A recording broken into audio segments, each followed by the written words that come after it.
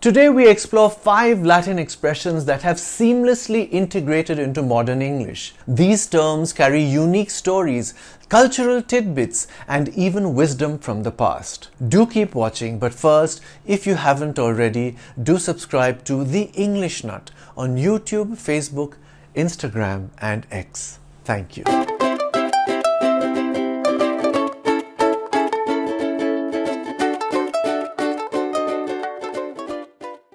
Tabula rasa is a term that means a clean slate or an opportunity to start afresh. Imagine moving to a new city and viewing your life as a blank canvas, ready to be filled with new experiences. Every child begins the world anew, a tabula rasa upon which experiences will write. The artist looked at the blank canvas as a tabula rasa, waiting for inspiration to strike. When the new year approaches, many people see it as a tabula rasa, full of possibilities. The phrase tabula rasa comes from the Latin words tabula, meaning tablet or slate, and rasa, meaning scraped or erased.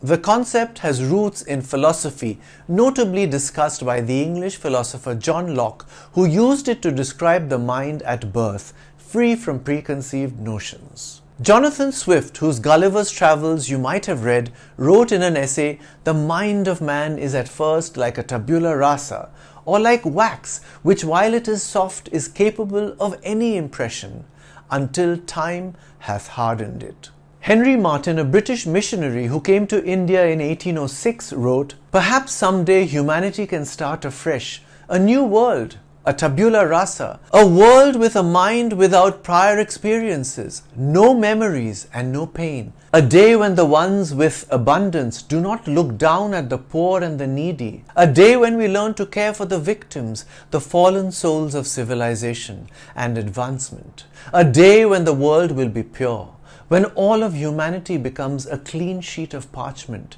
without knowledge and prejudice, simple, hungry for knowing, tasting and feeling, hungry for life and ready to absorb the ink of experience." Something to think about. Ad infinitum means to infinity or endlessly. Picture a debate that continues without end, or a favorite movie you could watch forever without getting bored. The echo in the cavern seemed to repeat ad infinitum, creating a haunting atmosphere. I feel like we are going around in circles ad infinitum. The universe is a grand design, expanding ad infinitum. The phrase ad infinitum comes from the Latin words ad meaning to and infinitum meaning infinity. It is often used in mathematics and philosophy to describe something that goes on forever, like the digits of pi. Ad infinitum is also the name of a survival horror video game set in the era of World War I. In the game, players assume the role of a German soldier grappling with the terrors of trench warfare and the atrocities of the war. The vermin only tease and pinch their foes superior by an inch. So naturalists observe a flea hath smaller fleas that on him prey, and these have smaller fleas to bite him, and so proceed ad infinitum. These lines are from Jonathan Swift's satirical poem On Poetry, a Rhapsody, published in 1733.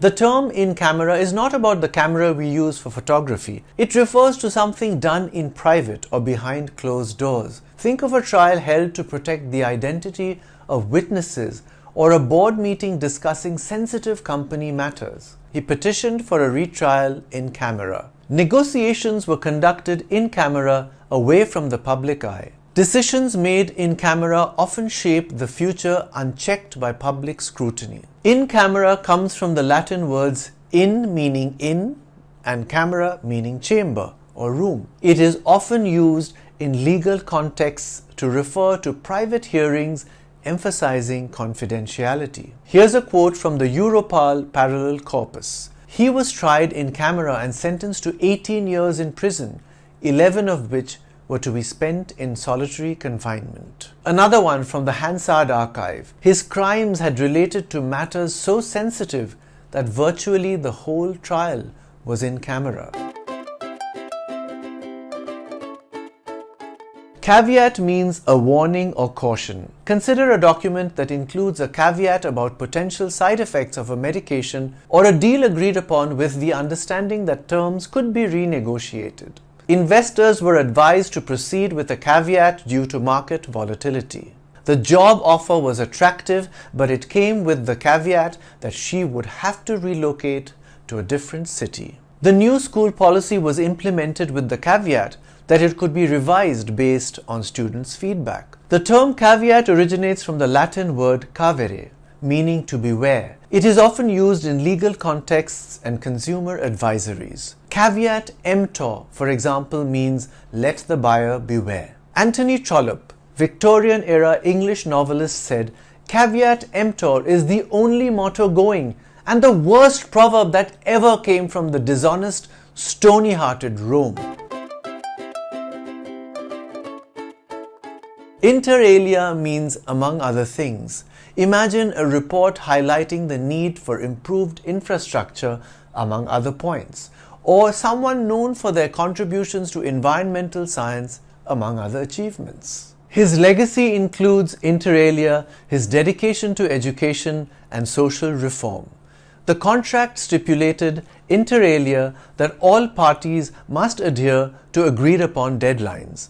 The committee's recommendations included, inter alia, a proposal to increase funding for public education. Inter alia comes from the Latin words inter meaning among and alia meaning other things. It is commonly used in academic, legal and formal writing to introduce a list of items or points indicating that there are other elements not specifically mentioned. Poet Peter Porter wrote, "In Australia, inter alia, mediocrities think they're Socrates." Cultural historian and social critic Maurice Berman said, "There are inter alia, two ways of ruining a society, namely letting the market be the sole director of the fate of human beings and allowing technology to permeate every aspect of our lives. In the United States, both of these developments have converged, creating a huge chasm between rich and poor and pushing us over the edge into a kind of anti-society. While these developments have been widely hailed as the dawn of a golden age, the likelihood is that they actually amount to a death knell, the beginning of the end of the American Empire. By embracing these Latin expressions, we not only enrich our vocabulary, but also connect with the timeless wisdom of the past. Join me the next time to delve deeper into the linguistic treasures that shape our world. Meanwhile, do let me know your thoughts